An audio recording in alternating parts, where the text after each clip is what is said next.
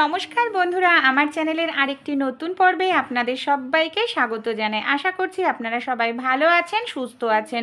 আজকে আমি আপনাদের সঙ্গে এমনই কিছু ছোট ছোট টিপস শেয়ার করব যেগুলো আমাদের সংসারের প্রত্যেক দিনের কাজকে সহজ করে দেবে। আপনারা কি কখনো থালা বাসন একটি সেফটি পিনের সাহায্যে মেজে দেখেছেন বা পরিষ্কার করে দেখেছেন? বা আপনারা কি সেকেন্ডের মধ্যেই রসুনের খোসা ছাড়িয়ে দেখেছেন? মশলা তৈরি করা কিন্তু এখন জলের মতো সহজ। চলুন টিপসগুলি তাহলে আমরা দেখে নিই। প্রথমেই যে টিপসটি শেয়ার করছি, এই ধরনের যে তারের কসবাইটগুলো আমরা ব্যবহার করি যখন নতুন অবস্থায় থাকে না, মাজা ঘষা করতে গেলে আমাদের হাতেও কিন্তু অনেকটাই ব্যথা লাগে।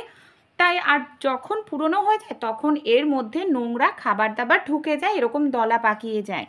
তাই এরকম যাতে না হয় এর জন্য আমরা কি করতে পারি, আমাদের কিন্তু প্রত্যেকের বাড়িতেই এই ধরনের যে তারের কসবাইট ব্যবহার করার আগে যে এই ধরনের নেটের যে আমরা অনেক সময় ফল নিয়ে আসি, ড্রাই ফ্রুটস নিয়ে আসি, নেটের যে এই ধরনের ব্যাগগুলো ফেলে দিই, কিন্তু এই ব্যাগের মধ্যে যদি আমরা এই যে তারের কসবাইটগুলোকে এইভাবে ঢুকিয়ে নিই, দেখুন মাঝখানটা ফাঁক করে আমাদের ঠিক এইভাবে ঢোকাতে হবে।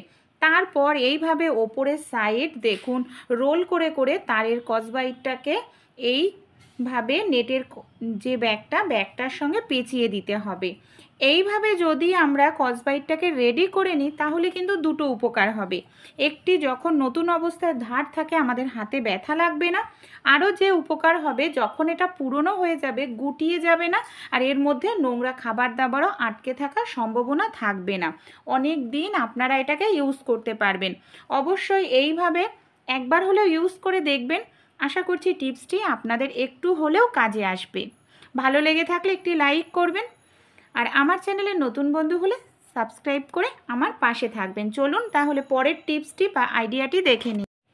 এই ধরনের যে লিপস্টিক বা যে মেকআপের সামগ্রীগুলো হয়, আমরা কোথাও যখন ঘুরতে যাই তখন তো অবশ্যই সবাই সাজিগুজি বা সাজতে পছন্দ করি, মেকআপ করি, কিন্তু এই মেকআপ তোলার জন্য আমরা আবার দেখা যায় মেকআপ রিমুভার কিনে আনি, যেটা অনেকটাই টাকা খরচা করতে হয়, কেমিক্যালযুক্ত।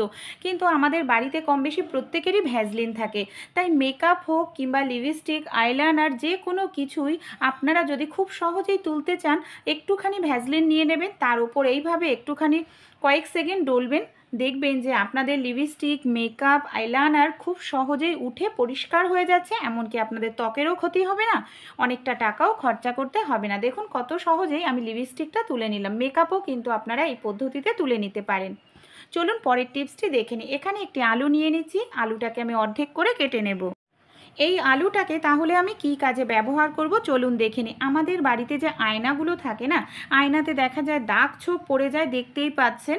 এগুলো কিন্তু যতই আমরা পেপার দিয়ে পরিষ্কার করি সহজে পরিষ্কার হয় না। তাই এইভাবে আলু কেটে যদি আলুর রস এইভাবে একটু লাগানো যায়, যে দাগ ছোপ হয়ে যায় যেটা সহজে উঠতে চায় না, খুব সহজেই উঠে যাবে। এমনকি আমাদের আয়নাতে কোনো রকম ক্র্যাচও পড়বে না। দেখুন কয়েক সেকেন্ড একটু ডলতে হবে। তারপর আমি এখানে একটি কাগজ নিয়েছি, কাগজটা হালকা একটু জল দিয়ে ভিজিয়ে নিয়েছি। এবার আমি আয়নাটা পরিষ্কার করে আপনাদের দেখাচ্ছি। দেখুন কত দাগ ছোপ ছিল প্রথমে, এখন একটু দাগ ছোপ কিন্তু নেই, একেবারে নতুনের মতো পরিষ্কার হয়ে গেছে।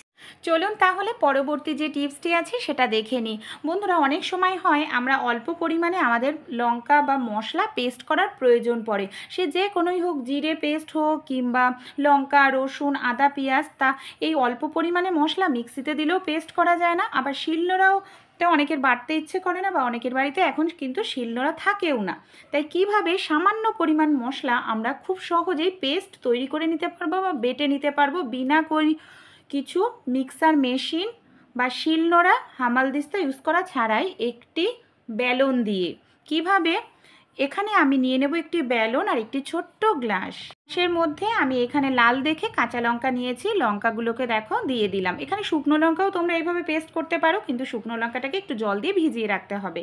তারপর বেলনের যে হ্যান্ডেলটা আছে, এই হ্যান্ডেলটা দিয়ে একটু করে এইভাবে যদি একটু তোমরা থেতো মতো করতে থাকো না, তোমরা কয়েক সেকেন্ডেই দেখবে তোমাদের যে মশলাটা, লঙ্কা আমি করে দেখাচ্ছি, রসুন, পেঁয়াজ, এমনকি আদা, একেবারে কিন্তু পেস্ট তৈরি হয়ে যাবে। দেখো আমি কয়েক সেকেন্ড করেছি, তাতেই দেখতে পাচ্ছ আমার লঙ্কাটা কিন্তু লঙ্কা বাটার মতো পুরো পেস্ট হয়ে গেছে। কারণ সামান্য পরিমাণ মশলা আমরা মিক্সিতে দিলেও কিন্তু পেস্ট করা যায় না। তাই এই পদ্ধতিটি তোমরা অবশ্যই অ্যাপ্লাই করে দেখতে পারো, আশা করছি তোমাদেরও কাজে আসবে। আমি লঙ্কাটা তো দেখালাম, এবার আমি তোমাদের জিরে দেখাবো। জিরেটাকে আমি হালকা একটু রোস্ট করে নিয়েছি, শুকনো কড়াইতে একটু ভেজে নিয়েছি। এই ভাজা জিরেটাকে আমি কি করছি, গ্লাসের মধ্যে এইভাবে ঢেলে দিচ্ছি। তারপর একইভাবে বেলনটা দিয়ে আমরা যদি এইভাবে একটুখানি বাড়ি দিতে থাকি না, এইভাবে একটু থেতো করতে থাকি, তাহলে যে গোটা জিরেগুলো আমি একটু ভেজে নিয়েছি সেটা কিন্তু পুরোপুরি গুঁড়ো হয়ে যাবে, একেবারে মিহি গুঁড়ো। দেখো আমি কিন্তু কয়েক সেকেন্ড এইভাবে একটু বাড়ি দিতে দিতেই পুরো যে জিরেটা আমার ছিল, ভাজা জিরেটা একেবারে গুঁড়ো হয়ে গেছে। এবার আমি তোমাদের প্লেটে ঢেলেও দেখাচ্ছি। দেখো কত সুন্দর করে কিন্তু গুঁড়ো হয়ে গেছে। এই পদ্ধতিতে তোমরা, আমি জিরে দেখালাম, ধনেও একটু ভেজে নিতে পারো, ধনেও কিন্তু গুঁড়ো করে নিতে পারো। টিপসটি ভালো লেগে থাকলে অবশ্যই অ্যাপ্লাই করো। চলো তাহলে পরবর্তী টিপসটি আমরা দেখে নিই। রসুন তো আমরা নানা রকম তরকারিতে খেয়ে থাকি, কিন্তু একটি একটি করে রসুনের খোসা ছাড়াতে আমাদের অনেকটা সময় লেগে যায়। তাই কিভাবে অল্প সময়ের মধ্যেই আমরা রসুনের খোসা ছাড়িয়ে নিতে পারবো, তারই একটি টিপস আমি তোমাদের সঙ্গে শেয়ার করব।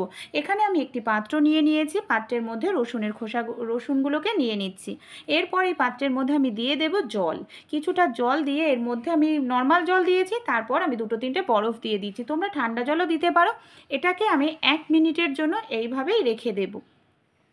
1 মিনিট পর এবার দেখো, আমি ঠান্ডার জলের মধ্যে বা বরফের মধ্যে রাখার কারণে রসুনের খোসাটা একেবারে নরম হয়ে গেছে। এরকমভাবে আলতো করে করলেই কিন্তু রসুনের খোসাটা ছাড়ানো যাচ্ছে। এই পদ্ধতিটি তোমরাও অ্যাপ্লাই করতে পারো, খুব সহজেই রসুনের খোসা অল্প সময়ের মধ্যেই ছাড়িয়ে নিতে পারবে। এইভাবেই কিন্তু আমি সবগুলো রসুনের খোসা ছাড়িয়ে নেব। এইভাবে ছাড়ালে নখে কিন্তু ব্যথাও লাগে না, আর নখে অনেকটা প্রেশার দিয়েও কিন্তু রসুনের খোসা ছাড়ানোর প্রয়োজন পড়ে না। তাহলে বন্ধুরা, এই ছোট্ট টিপসটি তোমরা অবশ্যই ভালো লেগে থাকলে তোমাদের বন্ধুবান্ধবদের কাছে শেয়ার করো। চলো পরের টিপসটি আমরা দেখে নিই। পরের যে টিপসটি আমি আপনাদের সঙ্গে শেয়ার করব মাংস নিয়ে। অনেক সময় হয় আমরা হয়তো অনেকটা মাংস নিয়ে আসি, কিছুটা মাংস ফ্রিজের মধ্যে রেখে দিই, কিন্তু মাংস যখন আমরা বাটিতে এইভাবে রেখে দিই ধোয়ার পর, মাংসটা দেখা যায় 2-3 দিন পর একেবারে বরফ হয়ে জমাট বেঁধে যায়। অনেকক্ষণ আগে ফ্রিজ থেকে বের করে রাখতে লাগে রান্না করার জন্য, তা না হলে মাংসটা সহজে ছাড়ানো যায় না। তাই মাংসটা যাতে বরফ না জমে কি করতে হবে, এর জন্য আমি নিয়ে নিচ্ছি সামান্য পরিমাণ এখানে রিফাইন তেল দিয়ে খুব ভালো করে মাংসের গায়ে লাগিয়ে এইভাবে মেখে নেব। তারপর যে কোনো টিফিন কৌটো বা কন্টেনারের মধ্যে যদি আমরা ফ্রিজে রেখে দিই, তেল দেওয়ার কারণে কিন্তু 2 থেকে 3 দিন পর্যন্ত বরফ জমবে না। আর বরফ যদি জমেও যায় 3-4 দিন পর, তোমরা যখনই মাংসটার মধ্যে জল দেবে, মাংসটা খুব সহজেই ছেড়ে যাবে, কারণ তেল দেওয়া রয়েছে। আমি তোমাদের মাংসটাকে ফ্রিজের মধ্যে রেখেও দেখাবো। দেখো আমি এটা 1 দিনের জন্য রেখে দিচ্ছি, কারণ পরের দিন রান্না করব। 1 দিন পর আমি তোমাদের বের করে দেখাবো। দেখো 1 দিন পর আমি মাংসটাকে বের করে নিচ্ছি। 1 দিনে কিন্তু বরফটা আমার জমেনি তেল দেওয়ার কারণে, আর কত সহজেই মাংসটা আমার অনেকক্ষণ আগেও বের করতে লাগছে না, বের করার সঙ্গে সঙ্গে এটাকে কিন্তু আমি ধুয়ে রান্না করতে পারবো। পরের টিপসটিও তাহলে চলো দেখে নিই। পরের টিপসটিও যেটা শেয়ার করব মাংস নিয়ে। অনেক সময় ফ্রিজের মধ্যে আমরা 2-3 দিন মাংস রেখে দিলে মাংসটা খেতে ভালো লাগে না, মাংসটার টেস্টটাও ঠিকমতো বোঝা যায় না। তাই এর জন্য তোমরা কি করবে, মাংসর মধ্যে সামান্য পরিমাণ নুন আর একটু দিয়ে দিতে হবে দই আর নুন দিয়ে মাংসটাকে তোমরা 1 ঘন্টার জন্য ম্যারিনেট করে রেখে দেবে। 1 ঘন্টা পর মাংসটা ম্যারিনেট করা হয়ে গেলে দেখো এখানে আমি গ্যাসের ওপর ফ্রাই প্যান বসিয়ে দিয়েছি, সামান্য পরিমাণ তেল দিয়ে মাংসটাকে আমি হালকা একটু ভেজে নেব। এইভাবে ভেজে যদি মাংসটাকে রান্না করা যায়, ফ্রিজের মধ্যে 3-4 দিন থাকলেও কিন্তু মাংসটা খেতে ভালো লাগে, এমনকি মাংসটার টেস্টটাও ঠিক থাকে। এইভাবে তোমরাও করে দেখো, আশা করছি তোমাদেরও মাংসর টেস্টটা ভালো লাগবে। আমরা নর্মাল যেভাবে মাংস রান্না করি সেইভাবেই মাংসটাকে রান্না করে নেব। পরবর্তী টিপসটি তাহলে চলুন দেখে নিই। পরবর্তী যে টিপসটি শেয়ার করব, আমাদের বাড়িতে এরকম ধরনের অনেক বাসন থাকে, টিফিন কৌটো থাকে, যেগুলোতে ডিজাইন করা থাকে। আমরা তো খুব সুন্দরভাবে বাসনগুলো মাজি, তারপরেও দেখা যায় ডিজাইনের গায়ে গায়ে না একটি নোংরা লেয়ার পড়ে যায়, যেটা কিন্তু স্কচব্রাইট দিয়ে কখনোই পরিষ্কার করা যায় না। দেখতেই পাচ্ছেন এই ডিজাইনটার মধ্যে দেখুন কীরকম সাদা মতো নোংরা পড়ে গেছে, যেটা আমরা দেখুন এই যে প্লেটটার গায়েও নিচের দিকটা একটা লালচে মতো লেয়ার পড়ে গেছে, দেখতে কিন্তু ভীষণ বাজে লাগে। তাই এটাকে খুব সহজে পরিষ্কার করতে চাইলে নিয়ে নিতে হবে একটি সেফটি পিন।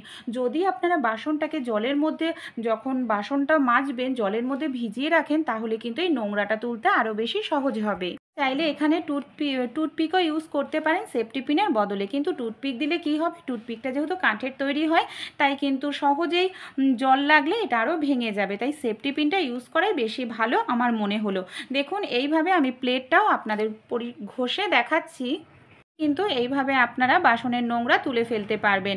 তাছাড়াও দেখুন আমাদের বাড়িতে যে এই ধরনের নোংরাগুলো থাকে, আমি একটি বাসন আপনাদের দেখাবো যেটা আমি জল দিয়ে অনেকক্ষণ ভিজিয়ে রেখেছিলাম, কারণ ওটা ভিজিয়ে না রাখলে সহজে পরিষ্কার হবে না। এই যে পাত্রটা দেখতে পাচ্ছেন এর নিচের দিকে দেখুন একেবারে লাল হয়ে গেছে, এটা ভিজিয়ে রেখেছিলাম এই কারণেই যাতে খুব সহজে উঠে যায়।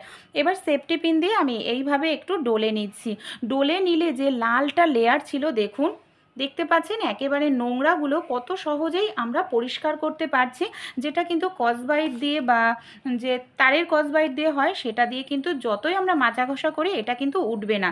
এই ধরনের সেফটি পিন দিয়ে আপনাদের বাড়িতে যদি বাসন থাকে, আপনারা যখন সময় থাকবে বাসনগুলোকে এইভাবে মেজে পরিষ্কার করে নেবেন, এতে কিন্তু দেখতেও ভালো লাগবে বাসন, আর কাউকে যদি কোনো খাবার পরিবেশন করেন তারও কিন্তু ঘেন্না করবে না।